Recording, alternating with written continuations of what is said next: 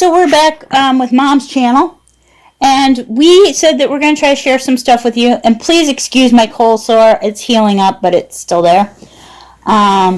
So we're going to share some things with you guys as we come up with things that we want to share that maybe might be beneficial to other people going through what we're going through. Just give me one moment. Okay, sorry about that. I had to go get my stand so I could do this without having to hold it. So one of the things that we are trying to do is continue to keep Mom interacting with her mind and interacting with people.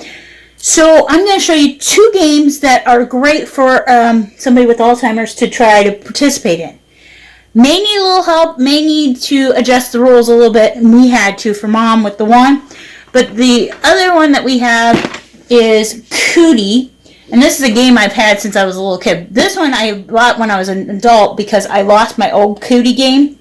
If you don't know what Cooties are, they're these bugs that you have to put together using a dice. You roll the dice, and we do it differently than the rules. We play by our own rules since we're playing with my mom. But you have this board of items. So if you roll 1, you get the body. You're supposed to get the body before you get the other parts, but we allowed you to get the other parts just because we wanted to kind of keep the game going because my mom gets very frustrated very easily. So you have to get a body, a head, an antenna or a hat or whatever they have, eyes, and a tongue or teeth, and then the legs. And you have to have 6 legs. So we played this with the rules. We adjusted the rules a little bit. I think this was mine. I lost one of its shoes, but there's one of our Cooties. The other ones are all kind of tore apart in here. But anyway, so we played with that with Mom last Sunday with my mom, my sister, and my brother-in-law, and I played this. It was an excellent game. I can highly recommend it. It was like $5.99 when I bought it back in 2004, I think. So not too bad of a price. Probably maybe 10 by now, who knows. But still, not a bad price and an easy game to play. And it's for ages 3 to 6. Now, I know that probably sounds horrible, but I love playing kids' games anyway. Like Candyland, give me the Candyland game over Monopoly any day, okay? I love adult games too, don't get me wrong, you know, the little harder games. But another one is one that first time I ever heard of this game was when I was when I was in high school. I was working in an kindergarten classroom for one of my courses I had as a high schooler. I was doing a child care class. And so I got to go out 3 days a week and work in the daycare in a kindergarten classroom. And they had us playing Hi-Ho Cherry-O. It's a great counting game for kids. It's a great addition, subtraction kind of game in a way for kids. It's just kind of good for teaching kids math. But it's also good for an older person because dexterity goes a little bit. Also counting and whatnot. Now, the problem with this game, and this is the game we had to modify, and I'm getting ready to write it in my rules.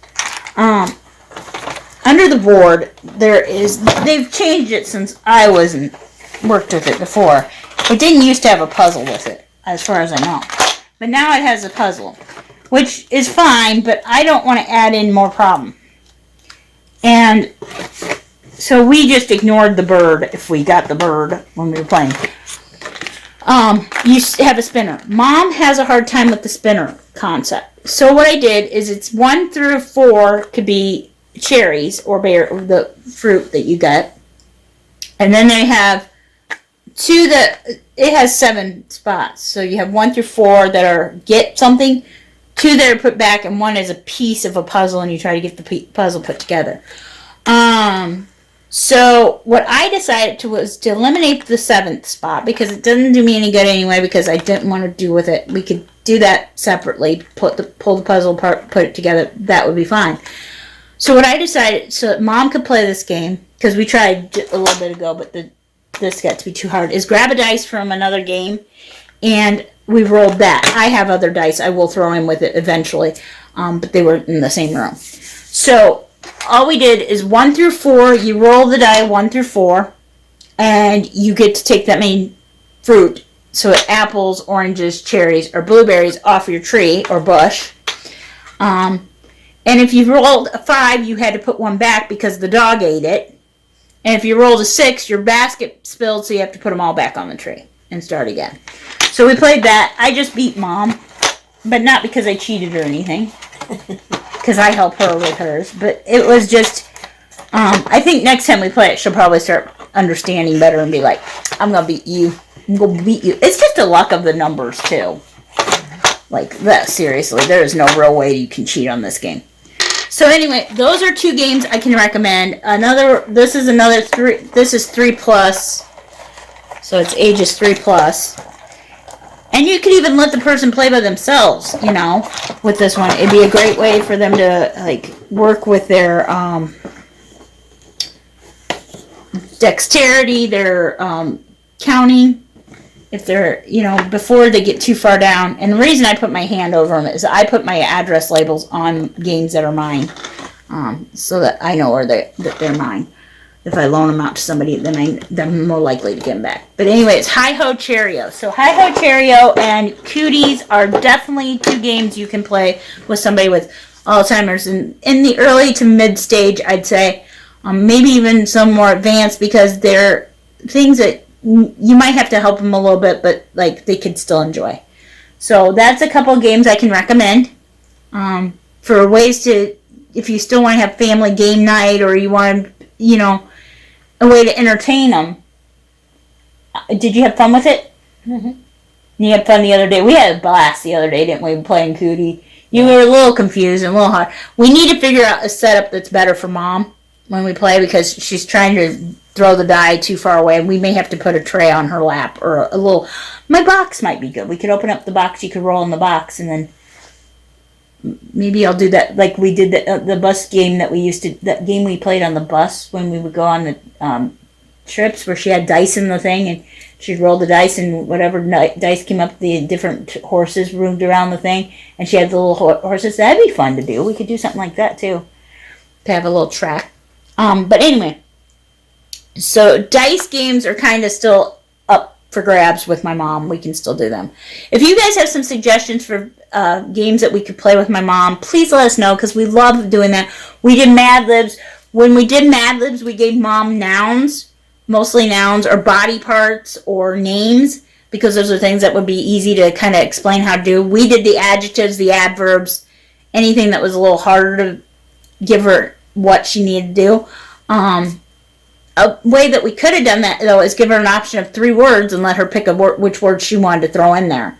And we might do that. We're going to start doing Mad Libs a little more, because I love Mad Libs. Mad Libs are crazy fun. If you have never done a Mad Lib, wherever you've been living, please go do a Mad Lib. I guarantee if you want to laugh, it will make you laugh.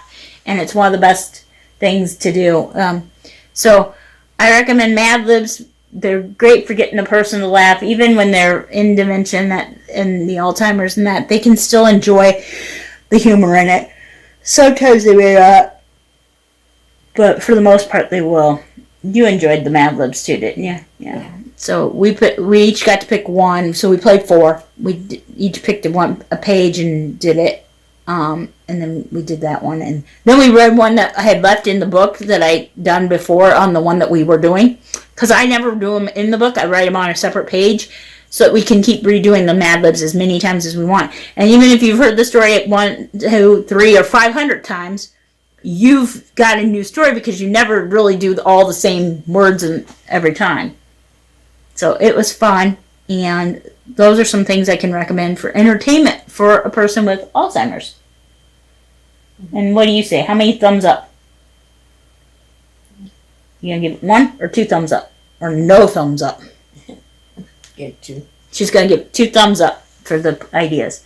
Okay, guys, if you want any other suggestions for things, or if you guys have suggestions for things we should try with Mom, let us know in the comments below. Or shoot me an email. I'll try to start including my email there that we use. It's joygcraftsandmore@yahoo.com. And you can go check out my channel for other things going on in our lives. More crafting and stuff like that. But we hope that you have a wonderful day, and we'll catch you next week. And I believe next week's video might just be the one I think it was supposed to be this week, which is the getting her diagnosed. We'll talk to you next time. Bye, guys.